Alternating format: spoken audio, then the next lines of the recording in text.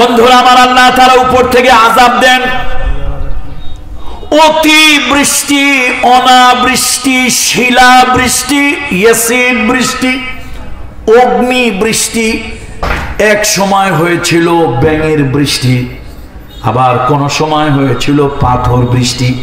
আর শিলা বৃষ্টি তো মাঝে মাঝেই হয়, 2 কেজি 2.5 কেজিও কখনো কখনো পড়ে।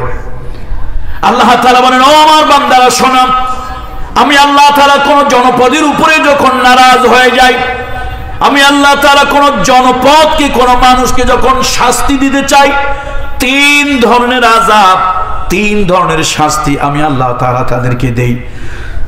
একটা হলো উপর দিক থেকে আযাব দেই, খরা দেই বেশি, অতিরিক্ত খরা হয়, অতিরিক্ত বৃষ্টি হয়। হযরত মুসা আলাইহিস সালাম আল্লাহর পয়গম্বর, তিনি একবার এক এলাকা দিয়ে যাচ্ছিলেন। লোকেরা বলল, আল্লাহর পয়গম্বর আপনি কোথায় যাচ্ছেন? বলে, আমি যাই নির্জনে নিবৃতে আল্লাহ তাআলার সঙ্গে কথা বলবো। ও আল্লাহর পয়গম্বর, আপনি যাচ্ছেন আল্লাহ তাআলার কাছে আমাদের জন্য একটা ফরিয়াদ করবেন, আল্লাহর কাছে ফরিয়াদ করবেন। আকাশ থেকে বৃষ্টি বর্ষণ হচ্ছে না, আমাদের জীবন ওষ্ঠাগত, আমরা বাঁচবো না, মরে যাব। এই এলাকায় জনপদে কোনো বৃষ্টি হচ্ছে না। মুসা আলাইহিস সালাম আল্লাহর কাছে ফরিয়াদ করলেন। আল্লাহ তাআলা বলেন, ও মুসা শোনো, এই জনপদের মানুষ সীমা লঙ্ঘন করার কারণে, নাফরমানি করার কারণে আমি আল্লাহ নারাজ হয়ে তাদের উপরে বৃষ্টি বর্ষণ বন্ধ করে দিয়েছি। সুতরাং বৃষ্টি রহমত, আবার এই বৃষ্টি কখনো গজব, যেমনটি হয়েছে আরব আমিরাতের জন্য এই লাস্ট উইক। আপনারা ভিডিওতে, আমার এই ইউটিউবে আমার হাজার না প্রায় লক্ষ ভিডিও আপনারা দেখতে পারবেন। আমি ছোটবেলায় পীরের ছেলে, পীর হওয়ার জন্য তো কোনো সার্টিফিকেট লাগে না, এইটা মাশাআল্লাহ একটা ভালো দিক। পীরের ছেলে হইলে মূর্খ হোক, ঠ্যাং ভাঙ্গা হোক, প্রতিবন্ধী হোক, যেরকমই হোক না কেন, পীরের ছেলে হইতে হলে কোনো সার্টিফিকেট লাগে না, এমনি পীর হওয়া যায়। তো অল্প বয়সে পীর হয়ে গেছি, বাপ মারা গেছে ছোটবেলায়, অল্প বয়সে পীর হয়ে গেছে। কিন্তু সমস্যা হলো, দায়িত্ব তো পড়ছে অনেকগুলো ঘাড়ে, অনেকগুলো দায়িত্ব। আমার আব্বার ইচ্ছা ছিল আমাকে মদিনা ইউনিভার্সিটিতে পাঠানো, তবে আমার আব্বা একটু এক্সেপশনাল পীর ছিল, আল্লাহ তাকে উত্তম জাযা দেখ। আমার আব্বা যেদিন ইন্তেকাল করলেন, ঠিক তার 8 দিন পূর্বে, অর্থাৎ 1 জুমাবার তিনি ইন্তেকাল করলেন। আগের জুমাবার ওনার নিজের কবরটা উনি নিজে করলেন। তো আমি তখন ছোট, 17 বছর 16 বছরের একজন বালক, কিশোর। তা আমি বাবাকে জিজ্ঞেস করলাম, বাবা আপনি আপনার নিজের কবরটা নিজে করতেছেন, কারণ কি আমরাই তো করতে পারতাম। আব্বা কয়, না শোনো, আমার একটা অভিজ্ঞতা, পিসাবরা মারা গেলে তার ছেলেরা বাপের কবরে সুন্দর করে ঢকঢুক করে সাজায়। যে পীরের কবর ঢকঢুক চমৎকার সাজানো গোছানো, ওয়েল ডেকোরেটেড, টাইলস, আগরবাতি, মোমবাতি, ঝাড়বাতি, যার যত বেশি তাদের আয় ইনকাম তত বেশি। তো আমি চিন্তা করতেছি, আমার কবরটা আমি করে যাই, তোমরা যত টাইলস, আগরবাতি, ঝাড়বাতি, কোনো স্থাপনা কোনো কিছু করতে না পারো, শুধু তোমাদের একটু দায়িত্ব রইল, আমার কবর দিবা। আর হলো, যদি কিছু করতে চাও তাহলে ফল অথবা ফুলের গাছ লাগাবা, তবে ফলের গাছ লাগাইতে গিয়ে এই চিন্তা করবা না যে তোমরা খাবা না চোরে খাবে। চোরও যদি খায়, সেও আল্লাহর বান্দা, অন্তত একটা মানুষ তো খাইলো। আর যদি ফলের গাছ না লাগাইয়া ফুলের গাছ লাগাও, তাহলে মানুষ বিমোহিত, বিমুগ্ধ হলো, পশু পাখিরও উপকৃত হলো। আল্লাহু আকবার। তো সেই বাবার সন্তান হিসেবে ছোট বয়সে স্টেজে উঠেছি, ডায়ালচে উঠেছি। জীবনের আজকে অর্ধ শতাব্দী পার হয়ে গেছে।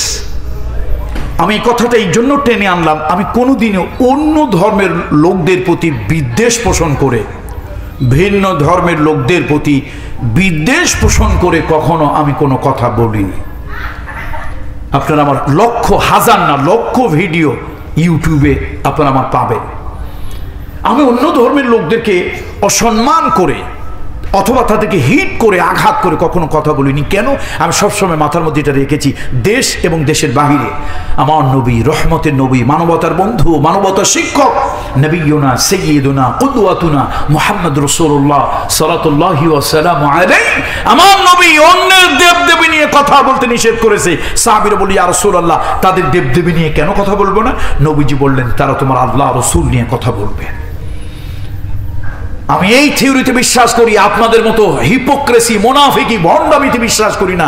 আপনারা ভোট পাওয়ার জন্য, জোট করার জন্য, অন্যের সম্পদ লুণ্ঠন করার জন্য, আপনারা অন্যকে নিজের ভাগে আনার জন্য আপনারা বলেন ধর্ম যার যার, উৎসব সবার। এইটা একটা ডাইরেক্ট মোনাফিকি কথা, সত্য কথা নয়।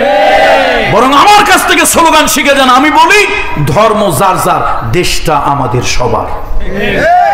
হিন্দু, বৌদ্ধ, খ্রিস্টান, মগ, চাকমা, গাড়ো, উপজাতি, যে যে ধর্মের হোক, ধর্ম যার যার, তার তার নিজের। কিন্তু দিন শেষে এই দেশটা কার? বলেন দেশটা কার? আমাদের সবার। বলেন দেশটা কার? আমাদের সবার। আমরা সবাই নাগরিক। সবাই নাগরিক হিসেবে তাদের হিউম্যান রাইটস, ফান্ডামেন্টাল রাইটস, নাগরিক হিসেবে তাদের অধিকার আছে। তো বন্ধুরা, আমি কথা বলতেছিলাম, ভিন্ন ধর্মের কোন ভাই বোনকে কখনো কটাক্ষ করে আমি কথা বলি না। এটা আমার অভ্যাস না, কোন বক্তৃতায় কোনদিন বলি না। কিন্তু দুঃখের সাথে বলতে হয়, আজকে মুসলমান সমাজে মূর্তি পূজা যেইভাবে শুরু হয়েছে, এ মুসলিম জাতির উপরে আল্লাহর গজব ডাইরেক্ট যে আসমান থেকে আসে না, এটাই অনেক বেশি। দুবাই কিছুদিন আগে তারা মন্দির স্থাপন করেছে, তাদের দেশে তারা মন্দির স্থাপন করেছে। রাসূলুল্লাহ সাল্লাল্লাহু আলাইহি ওয়াসাল্লাম, আল্লাহর হাবিবকে জিজ্ঞেস করা হলো, লিমা বুইস্তা, আপনি পৃথিবীতে কেন এসেছেন? রাসূলুল্লাহ বলেছিলেন, বুইস্তু লিকাসরিল আসনাম, বুইস্তু লিকাসরিল আসনাম, আমি মূর্তির অপসংস্কৃতি বিনাশ করার জন্য পৃথিবীতে এসেছি। আমার অমুসলিম ভাই বোনরা যদি থাকেন, আমার অমুসলিম ভাই বন্ধুরা যদি থাকেন, আমি স্পষ্ট জানিয়ে দিচ্ছি আমার শরীয়তের বক্তব্য। আপনারা যদি কোনো দেশের নাগরিক হন, অমুসলিম ভাই বন্ধু, দেশকে আপনারা ট্যাক্স দেন, খাজনা দেন, জিজিয়া দেন, কর দেন, আমরাও দেই কি? আমরা দেই না? সবাই আমরা দেশকে ট্যাক্স দেই। কোন দেশে, মুসলিম সংখ্যাগরিষ্ঠ দেশেও যদি ভিন্ন ধর্মের লোক থাকে, তাহলে রাষ্ট্র তাদের প্রয়োজন মিটিয়ে দেবে। এটাই হলো ইসলামের বিধান। রাষ্ট্র তাদের প্রয়োজন মিটিয়ে দেবে।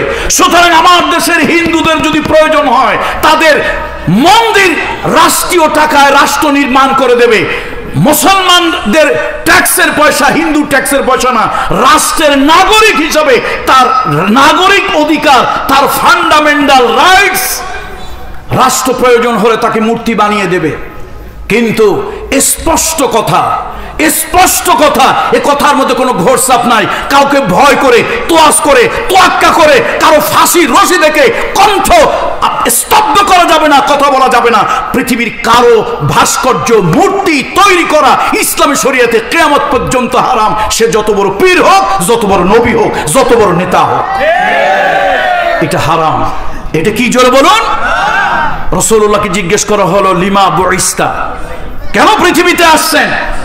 হুজুর বললেন, বুইস্তু লিকাসরিল আসনাম, মুসলমানের জন্য মূর্তির সংস্কৃতি বিনাশ করার জন্য।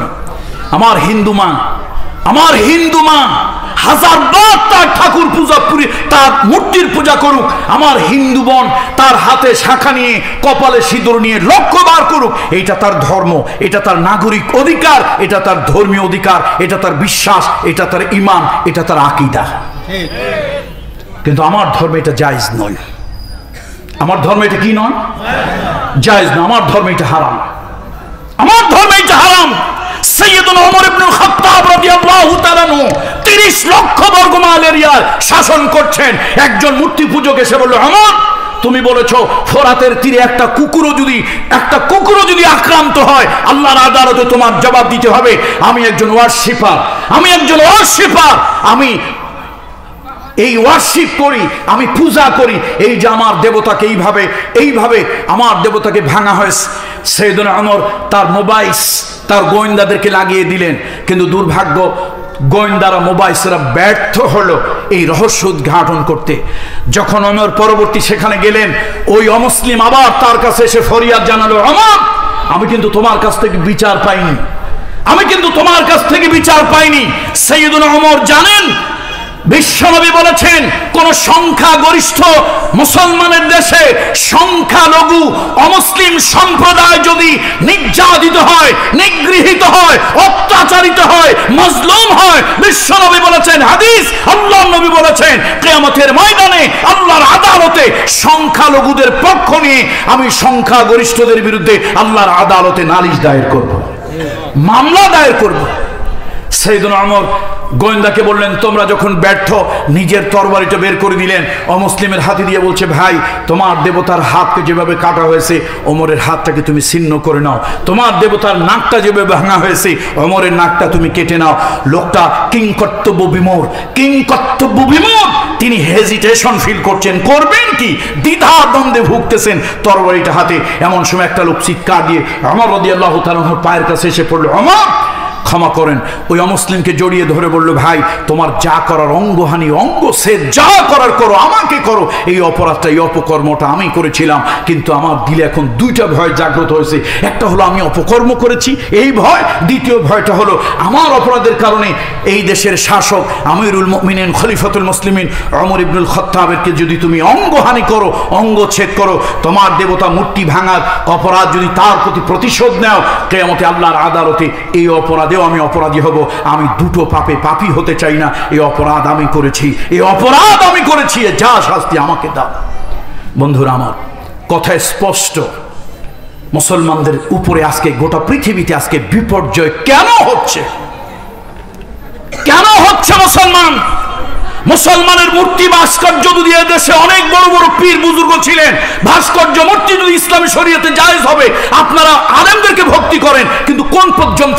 যতক্ষণ আপনাদের দর্শন, আপনাদের ফিলোসফি, আপনাদের পলিটিক্স, আপনাদের রাজনীতি আছে, ততক্ষণ হুজুরদের আপনাদের দাম আছে। যদি আপনাদের রাজনীতির উল্টা হয়, এটা বুখারী শরীফ, তিরমিজি শরীফ, নাসাই শরীফ, ইবনে মাজাহ শরীফ, আবু দাউদ শরীফও যদি হয়, এরপরে রেফারেন্স দিয়ে বলার পরও আপনারা আলেমদের গায়ে হাত তোলেন। আপনারা তো এই উগ্র মানুষ। দুনিয়া আপনার ক্ষমতা আছে, হাত লম্বা আছে, হাত মারতে পারেন। কিয়ামতের ময়দানে আপনিও আল্লাহর আদালতে দাঁড়াবেন, আমিও আল্লাহর আদালতে দাঁড়াবো। সেই দিন আপনার হাত কতটা লম্বা হয় ইনশাআল্লাহ সেদিন দেখে নেব। বলতেছিলাম, ইসলামী শরীয়তে এটাই যদি বৈধ হতো, এদেশে অনেক বড় বড় ওলি আল্লাহ ছিলেন। ফুরফুরার পীর সাহেবেরা, জৌনপুরীর পীর সাহেবেরা এই অঞ্চলগুলোকে আবাদ করেছে। বসিরহাটের পীর সাহেবেরা তাহলে পাবলিক শ্বেত পাথর দিয়ে তাদের মূর্তি তৈরি, ভাস্কর্য তৈরি করে খানকার ভিতরে রেখে দিত। আমার আব্বাও যথেষ্ট পীর, বড় পীর ছিলেন। হাজার না লক্ষ লক্ষ আলেম মুরিদ ছিল বাংলাদেশে। তার এয়ারফোর্স, ডিফেন্সের অসংখ্য অফিসার, আলহামদুলিল্লাহ উনি অ্যারাবিক, ইংলিশ উভয় দিক থেকে ভালো শিক্ষিত ছিলেন।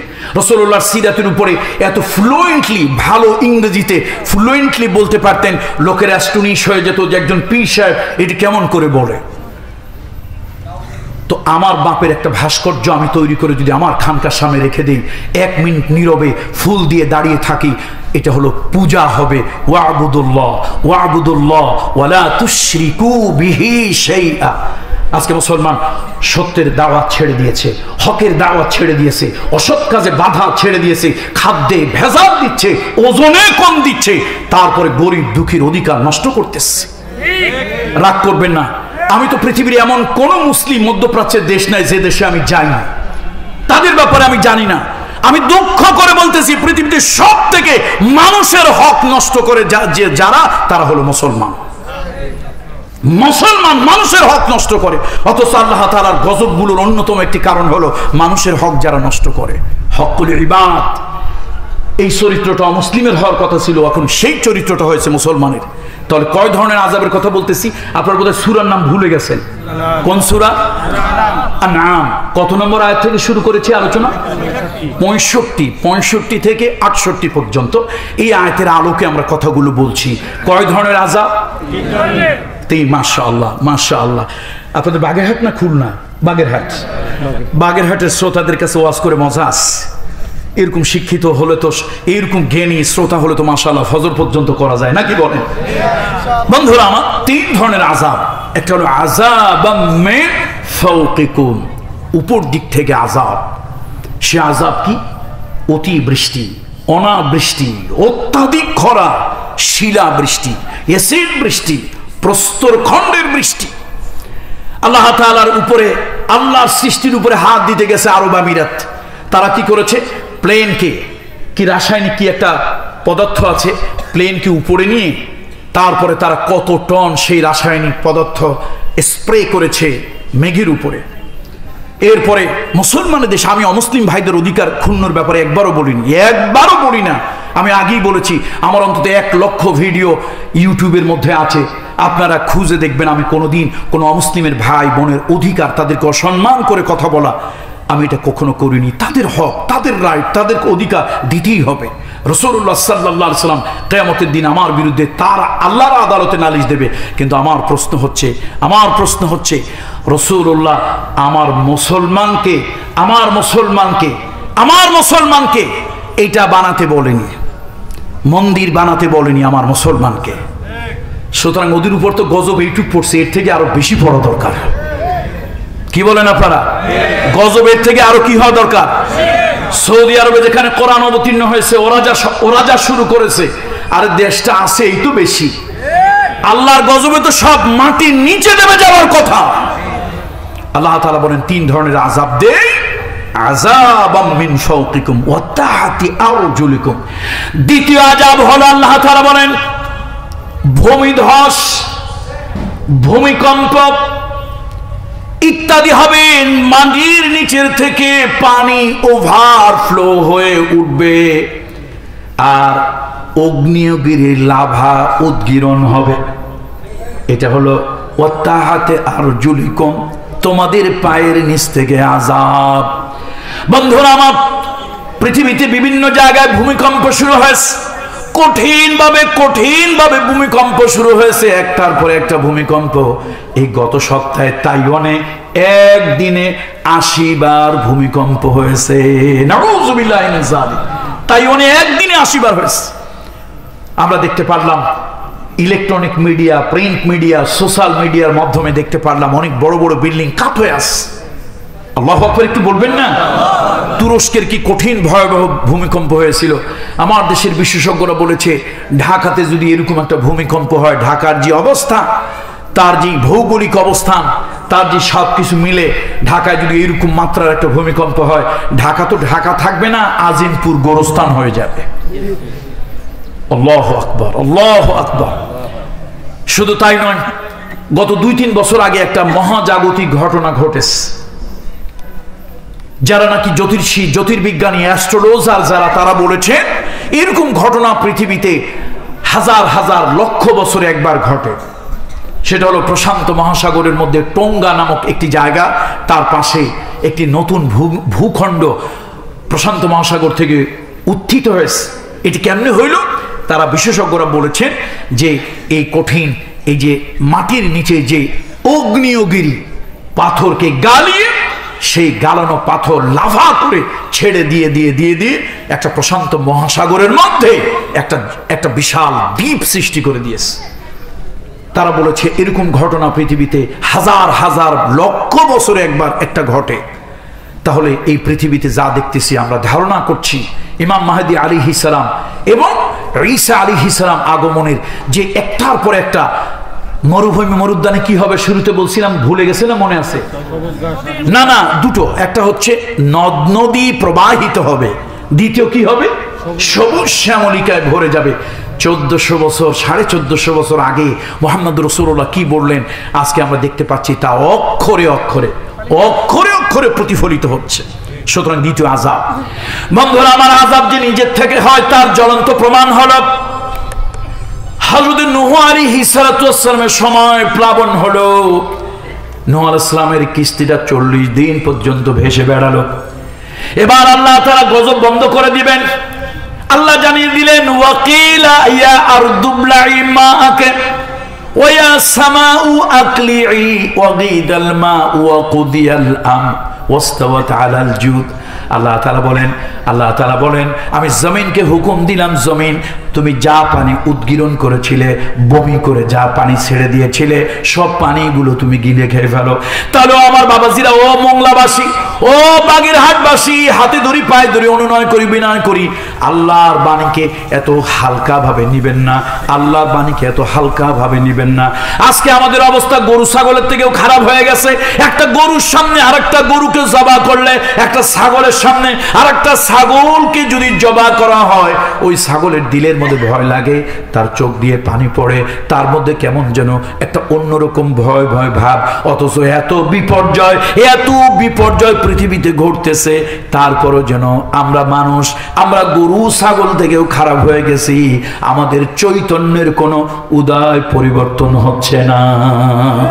আল্লাহ মাফ করুন। কয় ধরনের আযাব? প্রথম আযাব কোন দিক থেকে? উপর দিক থেকে। আযাবাম মিন ফাওকিকুম, অতিবৃষ্টি, অনাবৃষ্টি, এসিড বৃষ্টি, শিলা বৃষ্টি ইত্যাদি ইত্যাদি, তাপদাহ। আজকে সারা যে বলছিলাম, এক জায়গায় উষ্ণতার কারণে দাবানলে সব পুড়ে যাচ্ছে, নানান ধরনের ইকুইপমেন্ট, বৈজ্ঞানিক যন্ত্রপাতি দিয়েও আগুন নিভানো যাচ্ছে না, দাবানল নিভানো যাচ্ছে না। আর একদিকে এত ঠান্ডা, এত বরফ, এত স্নো পড়েছে, সর্বনাশ। গত অক্টোবরে আমি সফর করেছিলাম হচ্ছে আপনার জর্ডান। কিছুটা শীত আছে, কিন্তু এরকম কিছু কিছু জায়গায় গিয়ে কঠিন অবস্থা। তো সেখানে শীতের যে অবস্থা, আল্লাহ, গোটা পৃথিবীতে ক্লাইমেট পরিবর্তন হচ্ছে। গত ফেব্রুয়ারি মাসে সাউথ কোরিয়াতে গেলাম।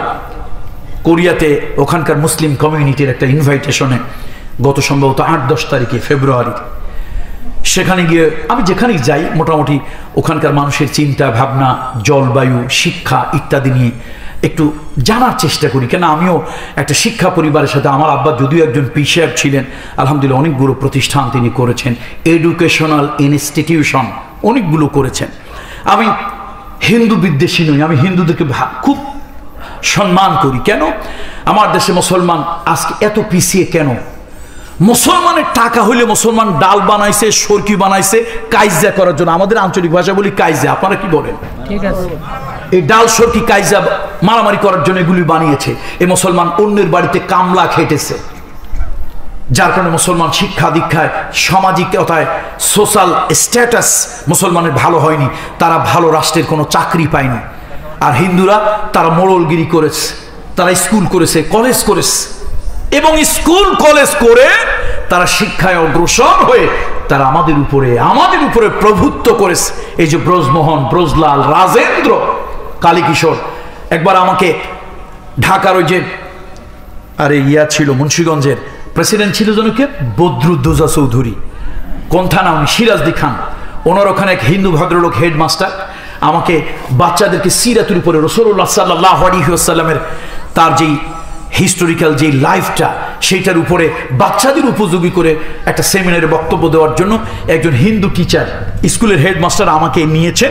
ওখানে বাচ্চাদের উদ্দেশ্যে অনেক ছাত্র, হাজার হাজার ছাত্রী তাদের, তো ওদেরকে কথা বলার জন্য নিয়েছে। তো আমি খুব অবাক হলাম। বিশাল বলল যে আপনি স্কুল দেখে অবাক হলেন, এই স্কুলের জন্য শত শত বিঘা জমি তিনি দিয়ে গিয়েছেন। তো আমরা চেষ্টা করি বাচ্চারা যেন অন্তত একটু আইডিওলজিক্যালি তারা যেন একটু ভালো হয়, তারা যেন একটু ইথিক্স, একটু নীতি নৈতিকতা, একটু মূল্যবোধ, ভ্যালুস, এগুলো যেন তাদের মধ্যে আসে। আজকে আমাদের শিক্ষা প্রতিষ্ঠান থেকে মূল্যবোধগুলো উঠে যাচ্ছে।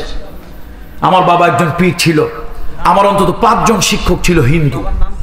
মরহুম দেলওয়ার হোসেন আনসারী নওয়ারাল্লাহু মারকাদাহু ওয়া জাআলাল জান্নাতা মাসওয়াহু, 5 জন শিক্ষক ছিল হিন্দু। দেখেন, মূল্যবোধের শিক্ষা পরিবার থেকে আসে। আমার বাবা আমাকে বলতেন, খবরদার শিক্ষকের কোনো জাত ধর্ম নাই, শিক্ষকের কোনো জাত ধর্ম নাই, খবরদার শিক্ষকের সম্মান করবে, মর্যাদা করবে, ইজ্জত করবে। আর আজকে আপনার দেশের রাজনীতি আপনার সন্তানগুলোকে বেয়াদব বানিয়ে দিয়েছে। শিক্ষকদের গায়ে কারা হাত তোলে? এই ছোট্ট ছোট্ট পুচকা বাচ্চা ছেলে বলে এই শিক্ষকের গায়ে হাত তোলার সাহস কোথা থেকে পায়? এই নষ্ট ভ্রষ্ট বিকৃত রাজনীতি এবং রাজনীতির নেতাদের থেকে এগুলি শিখেছে। শিক্ষক যে ধর্মের হোক, সে পূজনীয়, সম্মানী। আমার দেশের শিক্ষা ব্যবস্থা ছিল, একজন হিন্দু ভদ্রলোক লিখেছে, কিন্তু আমার এটা পড়াতে কোনো আপত্তি নাই। সকালে উঠিয়া আমি মনে মনে বলি, সারাদিন আমি যেন ভালো হয়ে চলি, আদেশ করেন যাহা মোর গুরুজনে, আমি যেন সেই কাজ করি ভালো মনে। কি একজন হিন্দু ভদ্রলোকের লেখা না? ছোটবেলা আপনারা পড়ছেন কিনা? আমি তো পড়ছি, আপনারা পড়েন নাই? কথাগুলো কি সুন্দর না অসুন্দর? কথার মধ্যে মূল্যবোধ ভ্যালুজ আছে না নাই? এটা আপনার সন্তানকে পড়াইলে ক্ষতি আছে কোনো? আমার দেশের শিক্ষা ব্যবস্থা কারা চালায়? কি ফেরেশতায়, না ভূতে, না পেতনিতে, না কোনো মঙ্গল গ্রহ থেকে কেউ আসে, নাকি কোনো মগ সাকমায়? কারা চালায়? বাচ্চাদেরকে ঢুকায় দেওয়া হলো কি হাট্টিমা টিম টিম, তারা মাঠে পাড়ে ডিম, তাদের খাড়া দুটি শিং, তারা হাট্টিমা টিম টিম।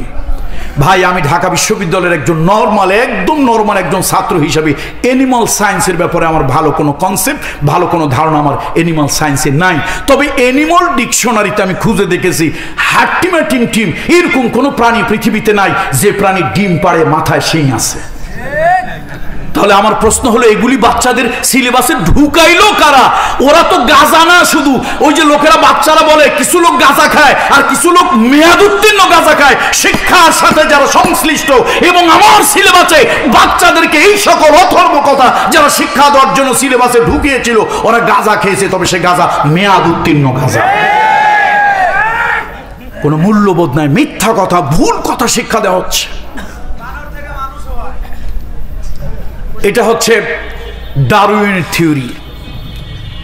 আমরা একজন পয়গম্বরের সন্তান, বলেন তো আমাদের আদি পিতাকে? আদম আলাইহিস সালাতু ওয়াস সালাম। আর আমরা জানি মানুষ বাদর থেকে মানুষ হয় নাই, কিছু মানুষ বাদর হয়েছিল। হযরত দাউদ আলাইহিস সালাম তিনি আল্লাহর আসমানি কিতাব পড়তেন কোন দিন বলেন তো? ইয়ামুস সাbt। কোন দিন? ইয়ামুস সাbt, শনিবার পড়তেন। তো শনিবার কিছু লোক ঘাট তো তেড়া, চরিত্র তো বেকা, তারা কি করত? বিভিন্ন প্রাণী, উড়ন্ত প্রাণীগুলো দাঁড়িয়ে যেত, জঙ্গলের প্রাণীগুলো চলে আসতো। তিনি পানির ধারে যদি তেলাওয়াত করতেন, বিমোহিত বিমুগ্ধ হয়ে জলচর প্রাণীগুলো উঠে আসতো, ডাঙার কাছে এসে তন্ময় হয়ে শুনতো। লোকেরা চিন্তা করলো ইনি একটা সুযোগ। তারপরে তারা কি করলো? এগুলি ধরতে লাগলো। আল্লাহর পয়গম্বর বলেন আল্লাহ নিষেধ করেছে না, এই কাজটা করবে না। ওরা কি করে? এই কিছু লোক আছে, তাদের থেকে জাল আনে, বানা আনে, এনে ব্যাট দিয়ে রেখে, এই তোমরা করো কি? কয় না, আমরা আল্লাহর হুকুম মানি, নবীর কথাকে রিসপেক্ট করি, আজকে ধরবো না, আজকে ব্যাট দিয়ে রাখলাম, যা করার রবি সোমবার করবো।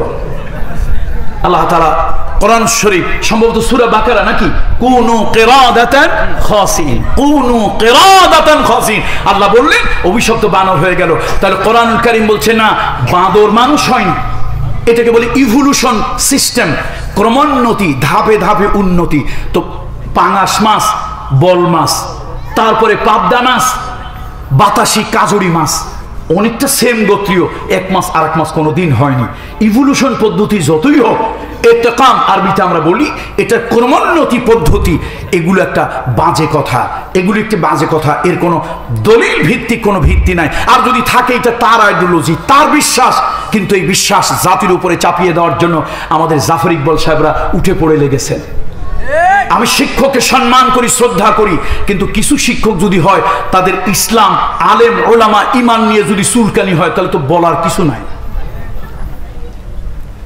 এই যে গত ফেব্রুয়ারি 8-10 তারিখে আমি সাউথ কোরিয়াতে গেলাম, ওখানকার যে পপুলেশনের মোস্ট অফ দেম তারা হচ্ছে নাস্তিক। আমি একটু ভয় পেলাম। ওরা বলে না, নাস্তিক বলে আপনি ভয় পেয়েন না। ভয় পাবেন কেন?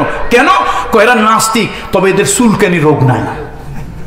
আর যত চুলকানি রোগ আমার দেশের নাস্তিকদেরকে নিয়ে। আপনারা মনে মনে ভাবতেছেন কামরুল ইসলাম সাঈদ বাড়াবাড়ি করছে। একটা উদাহরণ দিই।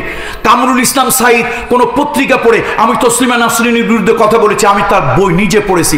আমি পীরের ছেলে, আমি ছোটবেলায় পড়ি নাই শরৎচন্দ্র, ফাল্গুনী, সুনীল গঙ্গোপাধ্যায়, ইমদাদুল হক মিলন, তসলিমা নাসরিন, হুমায়ুন আজাদ, হুমায়ুন আহমেদ, জাফর ইকবাল, আমি এদের পড়া পড়েছি।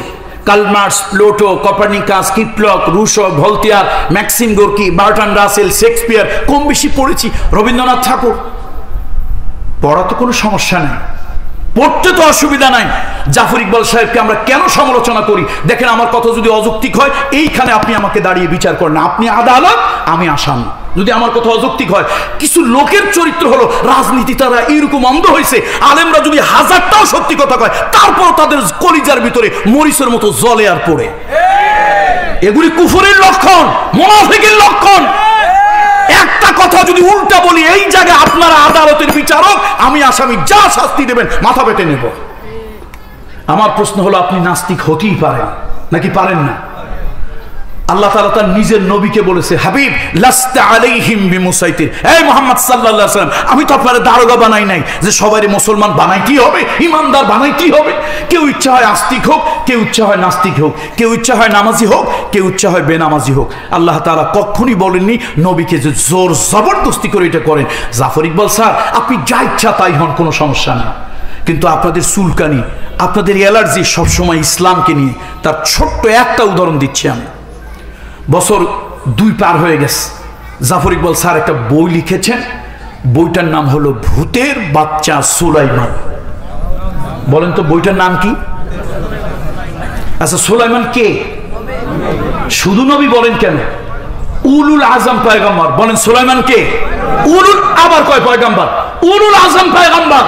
1 লক্ষ মতান্তরে 2,24,000 পয়গম্বর, 25 জন পয়গম্বরের নাম আমরা জানি, ইজ্জত করি, সম্মান করি, মর্যাদা দেই, ঈমান রাখি, তারা উলুল আজম পয়গম্বর। একজন করিম ইবনুল করিম পিতা ছিলেন জগৎ বিখ্যাত একজন শাসক এবং নবী, তিনি হলেন দাউদ আলাইহিস সালাম। তার সন্তান সুলাইমান আলাইহিস সালাম, তিনি অত্যন্ত গৌরবান্বিত একজন বাদশা এবং একজন নবী ছিলেন, করিম ইবনুল করিম।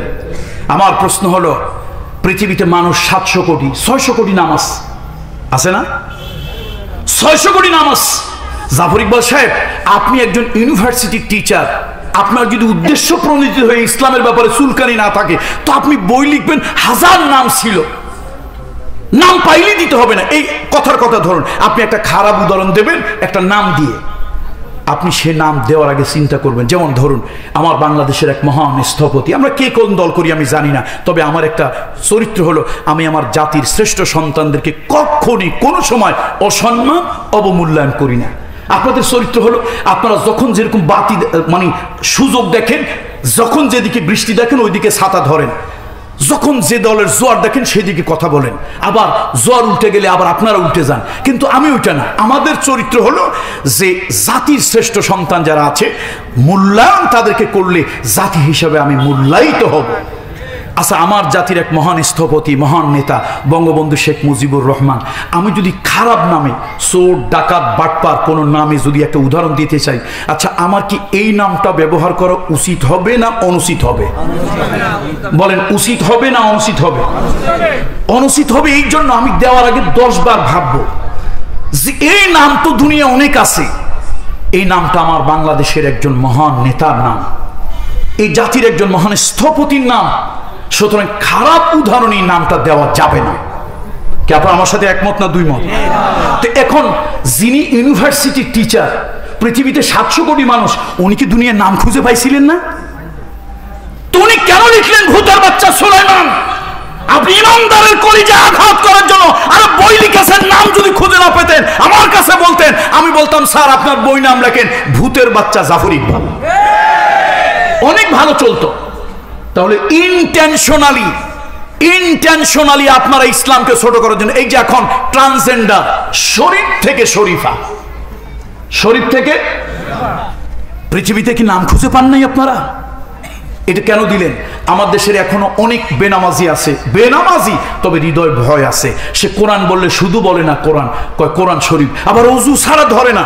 এই সেদিন একটা লোক আমার বাসায় কাজ করতে আসছে, তো সে আমার মাদ্রাসায় কাজ করতে আসছে, ও আমার উঠে বলতেছে, হুজুর এই কোরআন শরীফটা একটু আপনি ধরে সরাই ফেলেন, আমার ভয় লাগতেছে, আমি এখানে উঠে কাজটা করব। ভাবে বুঝতে পারবে নামাজি, কিন্তু তার কিসের উপর ভক্তি আসছে বলেন তো? কি বলছে? কোরআন বলছে। কি বলছে বলে? কোরআন শরীফ বলছে। এদেশে অনেক বেনামাজি আছে কিন্তু হৃদয়ে ভক্তি আছে, সে উঠে বলে হাদিস শরীফ। মক্কা শুধু বলে না মক্কা, বলে মক্কা শরীফ, বলে মদিনা শরীফ। তাহলে এদেশের মানুষের শরীফ শব্দটা ইমানের সাথে সম্পৃক্ত, ইমানের সাথে সম্পৃক্ত, আকীদার সাথে সম্পৃক্ত, ভালোবাসার সাথে সম্পৃক্ত। আমার প্রশ্ন, ট্রান্সজেন্ডার আপনি করলেন, এটা বৈধ অবৈধ এইটা বলবো পরে, ট্রান্সজেন্ডার আপনি করলেন, দুনিয়া কি নাম খুঁজে পাইছিলেন না? এই নামটা ইমানের সাথে, আকীদার সাথে, বিশ্বাসের সাথে শরীফ শব্দটা মিলত। এখনো কোটি কোটি মানুষ কোরআন শরীফ বলে, হাদিস শরীফ বলে, মক্কা শরীফ বলে, মদিনা শরীফ বলে, ওজিফা শরীফ বলে। তাহলে আপনি ওইটাকে নিয়ে শরীফ থেকে শরীফা করলেন। আসলে ব্যাপার হলো কিছু চোরেরা যখন চুরি করার জন্য আসে, তখন চোরেরা এসে কিছু সাউন্ড করে, দেখে বাড়িওয়ালা ঘুমে না সজাগ। বাড়িওয়ালা যদি গভীর ঘুমে অচেতন থাকে চুরি করতে সুবিধা হয়। আমার তো মনে হয় এরকম কিছু ইমানের চোর ডাকাতেরা মাঝে মাঝে আমাদের ইমানকে টেস্ট করে এগুলি করে। না হলে এত কিছু থাকতে এগুলো নিয়ে আপনাদের চুলকানি কেন? বলে আপনি হুজুর কথা বলতেছেন কেন? শোনেন, এগুলি আমার ইমানি দায়িত্ব। তা'মুরুনা বিল মা'রুফ ওয়া তানহাউনা আনিল মুনকার। যদি আমি না দেই, একটু আগে কোন কিতাব থেকে কোন হাদিসের রেফারেন্স দিয়েছিলাম? খুতবাতুল আহকাম বলছিলাম, হাদিসের নাম বলি নাই, বলছিলাম খুতবাতুল আহকাম। এই জন্য বলছিলাম এইটা আপনারা সবাই দেখতে পারবেন, আপনাদের মসজিদে খুতবাতুল আহকামের কিতাবটা আছে। যদি আমার কথা একটু কনফিউশন হয় যে হুজুর আবার কোনো উদ্দেশ্য প্রণোদিত হয়ে বিশেষ কোনো দলীয় এজেন্ডা নিয়ে এখানে আসছে কিনা, না ভাই, ইসলাম আমার দল, ইসলামের এজেন্ডা নিয়ে আসছি। সুতরাং কারো যদি মনের মধ্যে এরকম কোনো কনফিউশন হেজিটেশন থাকে, আগামী জুমায় এই খুতবাতুল আহকামটা খুলে দেখবেন, সৎ কাজের আদেশ অসৎ কাজের নিষেধ অধ্যায়ের মধ্যে দেখবেন যে আমার কথাটা সঠিক কিনা। সুতরাং হকের এই সত্য কথাগুলি বলা আমার ইমানি দায়িত্ব, নৈতিক দায়িত্ব। এগুলো যদি না বলি, আল্লাহর আদালতে আপনি আসামি হবেন, আল্লাহর আদালতে আমি আসামি হব। বন্ধুরা আমার, কয় ধরনের আযাব? প্রথম হলো আকাশ থেকে উপর থেকে আযাব, অতিবৃষ্টি, অনাবৃষ্টি, শিলাবৃষ্টি, এসিড বৃষ্টি ইত্যাদি ইত্যাদি হবে। তাহাতে আরজুলিকুম, ভূমিধস, ভূমিকম্প, অগ্নিয়গিরির লাভা উদ্গীরণ এবং ইত্যাদি ইত্যাদি এরকম জাতীয় নিচের দিক থেকে কোনো অথবা বন্যার সময় নিচের দিক থেকে পানি ওভারফ্লো হয়ে উঠবে। এরপরে তৃতীয় শাস্তিতে একটু ডিফারেন্ট, এটা একটু কঠিন। আল্লাহ তাআলা বলেন, যখন তোমরা সত্য ছেড়ে দেবে, আমার কোরআন ছেড়ে দেবে, আমি তখন তোমাদেরকে বিভিন্ন দলে গোত্রে বিভক্ত করে দেব। তোমরা আজকে দেখেন, ধর্মীয় দিক থেকে বলেন, রাজনৈতিক দিক থেকে বলেন, পৃথিবীর 150 কোটি মুসলমান এত ভাগে বিভক্ত, যার কারণে পৃথিবীতে মুসলমান কোনো ইতিহাস সৃষ্টি করতে পারছে না। 313 জন মুসলমান, মুসলমান বেশি লোকের দরকার নাই, অল্প মানুষ ইতিহাস সৃষ্টি করতে পারে। 313 জন মুসলমান বদরের প্রান্তরে ইতিহাস সৃষ্টি করেছিল। মাত্র 3000 মুসলমান 1 লক্ষ রোমকদের বিরুদ্ধে ইতিহাস সৃষ্টি করেছিল। গত অক্টোবর মাসে আল্লাহ আমাকে নিজে দেখিয়েছেন, আমি সেখানে গিয়েছিলাম। আমি আল্লাহর কাছে শুকরিয়া আদায় করি, সেই মুজাহিদের ইয়ার কাছে আমি কবরের কাছে গিয়ে দাঁড়িয়েছিলাম। পৃথিবীতে একজন মানুষ সত্যের পক্ষে ভূমিকা নেওয়ার জন্য, একজন মানুষ, যার কারণে আল্লাহ তাআলা সূর্যের গতিকে আল্লাহ থামিয়ে দিয়েছিলেন, সময়ের গতিকে আল্লাহ তাআলা যার জন্য থামিয়ে দিয়েছিলেন। আল্লাহ নবী বলেছেন, সহিহ বুখারীর হাদিস, মুসলিমের হাদিস, আল্লাহ নবী বলেছেন, মুহাম্মদ রাসূলুল্লাহ বলেছেন, এই দুনিয়ায় কোনো সেনাপতি, কোনো রাজা, কোনো বাদশাহ, কোনো মন্ত্রী, কোনো এমপি, কোনো নবী, কোনো রাসূল, কোনো আলেম, কোনো উলামা, এই দুনিয়ায় কারো জন্য সময়কে আল্লাহ তাআলা 1 সেকেন্ড দাঁড় করায় নাই। এই পৃথিবীতে কারো জন্য আল্লাহ তাআলা সূর্যের গতিকে 1 সেকেন্ড দাঁড়া করায় নাই। আল্লাহ নবী বলেছেন, মুহাম্মদ রাসূলুল্লাহ, বুখারীর হাদিস, রাসূলুল্লাহ বলেছেন, একজন যুবকের জন্য আল্লাহ তাআলা সময়ের গতিকে স্তব্ধ করে দিয়েছিলেন, একজন মানুষের জন্য আল্লাহ তাআলা সূর্যকে থামিয়ে দিয়েছিলেন। সেই যুবকের নাম হলো ইউশা বিন নূন, যিনি ওই যে বাইতুল মুকাদ্দাস, মসজিদে আকসার 30 কিলোমিটার দূরে, মাত্র only 30 কিলোমিটার দূরে ডিফারেন্স তার কবর। সেখানে গিয়েছিলাম। আল্লাহ কবরের লোকটা, যেখানে ওই পাশে একটা মসজিদ, ইমাম সাহেব খুব ভালো কঠিন ইমানের একজন লোক, আমাদেরকে দেখে বললো, মিন আইনা আনতুম, তোমরা কোথা থেকে আসছো? তো সে তো মনে করছে যে আমরা আজনবী, আমরা তো আর আরবি জানবো না। তো আমরা বললাম, জি না, মিন বাংলাদেশ। আমাদের আরবি শুনে তো সে অ্যাস্টনিশ হলো। মাশাআল্লাহ, 8 থেকে 10 মিনিট বেচার একটা খুতবা দিল। ভাই, বিশ্বাস করেন, শরীরের প্রত্যেকটা লোমকূপ দাঁড়িয়ে গেল। আল্লাহু আকবার। ইন্টারমিডিয়েটে যখন আমরা কলেজ লেভেলে পড়ি, তখন একটা কবিতা পড়েছিলাম, সময় তুমি বৃদ্ধ যাযাবর, time you old gypsy man, will you not stay, put up your caravan just for one day. সময় তুমি বৃদ্ধ যাযাবর, একটু দাঁড়াও, সময়টা না নামিয়ে রাখো। অত দাঁড়ানোর সময় আমার নাই। পৃথিবীতে কারোর জন্য সময় 1 সেকেন্ড দাঁড়ায়নি। যত বড় জাবরেল সেনাপতি হোক, যত বড় ক্ষমতাসীন হোক, এমনকি নবী রাসূলদের জন্য সময় কখনো একটা সেকেন্ড দাঁড়ায়নি। আমার হাবিব, আমার নবী, আমার দো জাহানের সর্দার মুহাম্মদ রাসূলুল্লাহ বলেছেন, কয়জনের জন্য সময় দাঁড়িয়েছে? কয়জনের জন্য সূর্যকে আল্লাহ দাঁড় করিয়ে দিয়েছেন? কি নাম তার? ইউশা বিন নুন। আর একটু সহজ করে বুঝবেন, আলেমরা তো চিনছে, আপনারা চিনে নেন, আর একটু সহজ করে বললেই চিনে যাবেন। হযরত মুসা আলাইহিস সালাম যখন খিজির আলাইহিস সালামের সাথে দেখা করতে যায়, মুসা আলাইহিস সালাম কোথায় যায়? খিজির আলাইহিস সালামের সাথে দেখা করতে যাবে। আল্লাহর কাছে ফরিয়াদ করলেন, আল্লাহ আমি যে একা একা যাব, একা বোকার সমান, তো আমি তো একা একা কেমনে যাই? আমার সাথে একজন সাথী হলে, আমার একজন হেল্পিং হ্যান্ড, আমার একজন তলিবুল ইলম, আমার একজন খাদেম হইলে ভালো হয়। আল্লাহ কাছে যাও, তোমার অনুমতি দিলাম, নেও একজন। এই যুবক একটা ধরে নিছে, যুবকটার নাম কি? ইউশা বিন নুন। এবং আল্লাহ তাআলা মুসা আলাইহিস সালামের দোয়ায় দুইজন লোককে আল্লাহ তাআলা নবী করে দিয়েছেন। সুবহানাল্লাহ বলবেন না? পয়গম্বর মুসা আলাইহিস সালামের দোয়ায় কয়জন লোককে আল্লাহ নবী বানিয়েছেন? একজন হলো কে? হারুন আলাইহিস সালাম। মুসা আলাইহিস সালামকে আল্লাহ বলেন, যাও ফেরাউনের কাছে গিয়ে দাওয়াত দাও।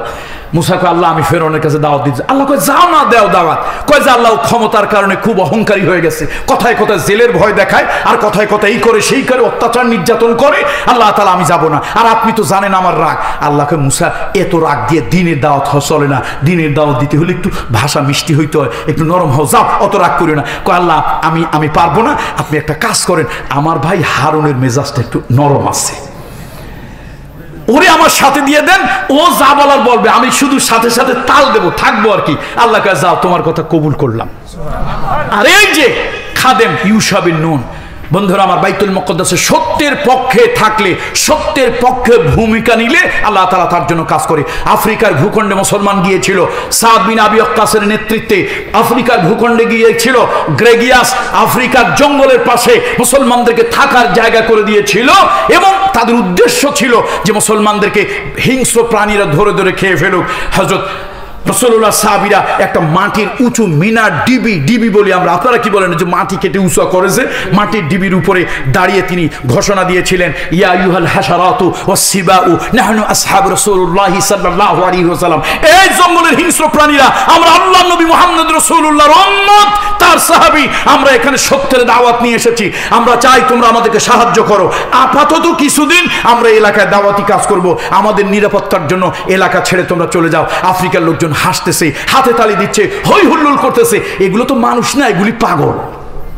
পাগল না হইলে হিংস্র জঙ্গলের প্রাণীর দিকে তাকাইয়া খোদবা দেয়, ভাষণ দেয়, এটা সুস্থ মস্তিষ্কের লোকেরা করে। কিন্তু একটু পরে তারা অ্যাস্ট্রনিশ হয়ে গেল, অবাক হলো, অ্যাস্ট্রনিশ হলো, হতবাক হলো, বিস্মিত হলো। তারা তাকায় দেখলো ঠিকই ওই অঞ্চলটুকুর যত হিংস্র প্রাণী সব মুসলমানদের নিরাপত্তা দেওয়ার জন্য এলাকা ছেড়ে চলে গিয়েছে। মুসলমান, কথাটা এই জন্য বলতেছিলাম, 313 জন ইতিহাস সৃষ্টি করেছে। আজকে আমরা পৃথিবীতে কত 150 কোটির উপরে নাকি আমাদের পপুলেশন মুসলমান। পৃথিবীতে আমরা 150 কোটির উপরে, 250 কোটি মুসলমান। তাহলে এত মুসলমান পৃথিবীতে থাকার পরেও আজকে আমরা এক না হওয়ার কারণে, ঐক্যবদ্ধ না হওয়ার কারণে, ঐক্যবদ্ধ না থাকার কারণে, আমরা টুপি আলাদা হোক সমস্যা নাই, কিন্তু টুপি নিয়ে গন্ডগোলটা সমস্যা। আপনি তরিকত, তাবলীগ যা কিছু করেন না কেন সমস্যা নাই, কিন্তু মারমুখী হওয়া, এরপরে রাজনৈতিক, এদের কথা তো বললাম না, ওইটা বললে আবার মূলাসুরিতে হয়তো আমার ফাঁসিও হয়ে যেতে পারে। পৃথিবীতে হিংসার এত চরম পর্যায়ে চলে গিয়েছে। একটু বিবেক, যারা পলিটিক্স করেন, আমি পায়ে হাত দিয়ে বলি, আপনাদের পায়ে হাত দিয়ে শ্রদ্ধা করে, অনুনয় বিনয় করে বলি, একটু চিন্তা করবেন তো, জঙ্গলের হিংস্র প্রাণী আরেকটা প্রাণীর উপরে আক্রমণ করে শুধু তার জঠর জ্বালা, পেটের জ্বালা নিবারণ করার জন্য। কিন্তু রাজনৈতিক প্রতিহিংসা মানুষকে এত খারাপ পর্যায়ে নিয়ে যায় যে মানুষ অনেক কিছু করে, যার বিস্তারিত ফিরিস্তে আমি দিলাম না।